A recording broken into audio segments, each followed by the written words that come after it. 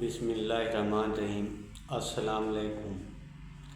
میں حکیم سید ندیم افضل آپ لوگوں کی خدمت میں حاضر ہوں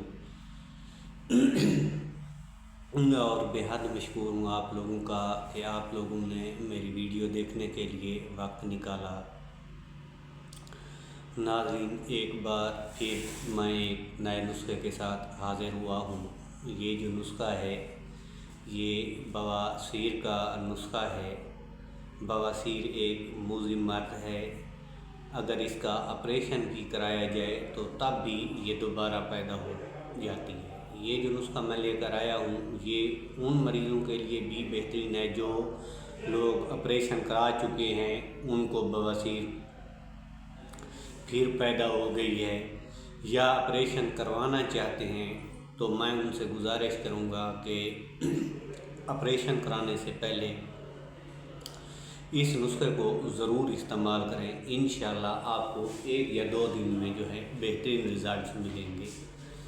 تو ناظرین چلتے ہیں نسخہ کی طرف، لیکن اس سے پہلے آپ لوگوں سے ریکویسٹ ہے کہ آپ لوگ اگر میرے چینل پہ نئے ہیں تو میرے چینل کو سبسکرائب کر دیں اور بیل کا آئیکن بھی دبا دیں تاکہ آنے والی ہر نئی ویڈیو آپ لوگوں تک پہنچتی رہے اور آپ لوگ جو ہے اسے فائدہ اٹھاتے رہیں۔ تو ناظرین نسخے کے اجزاء نوٹ فرما لیں۔ نسخے کے جو ہیں مختصر اجزاء ہیں: گندھک آملہ سار۔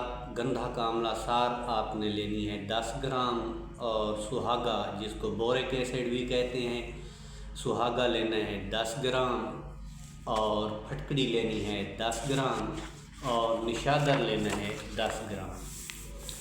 نشادر اور اپنا سہاگا، پھٹکڑی اور گندھک آملہ سار، یہ تینوں چیزیں جو ہیں ان کو مدبر کرنا پڑتا ہے۔ مدبر کرنے کا طریقہ یہ ہے، پھٹکڑی اور سہاگے کو تو توے پہ جو ہے بھون لیا جاتا ہے۔ جب اس کو بھونتے ہیں تو پھٹکڑی ایک پھلا سا بن جاتا ہے اور سہاگا جو ہے پاؤڈر بن جاتا ہے، یہ دونوں صفوف ہو جاتے ہیں۔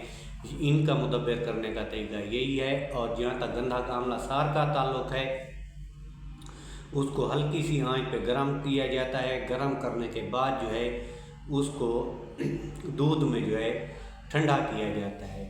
اسی طرح پھر گرم کیا جاتا ہے، پھر دودھ میں جو ہے ٹھنڈا کیا جاتا ہے۔ کم از کم 10 بار کریں، زیادہ سے زیادہ اس کو جو ہے 100 مرتبہ کر سکتے ہیں۔ جب یہ تمام چیزیں پاؤڈر ہو جائیں تو اس کا جو آپ نے ہے 250 ملی گرام کا کیپسول بھر لینا ہے، اور 1 کیپسول روزانہ پانی کے ساتھ رات کو سوتے وقت استعمال کرنا ہے۔ انشاءاللہ پہلے ہی خوراک میں جو ہے آپ کو بواسیر سے جو ہے افاقہ ہوگا۔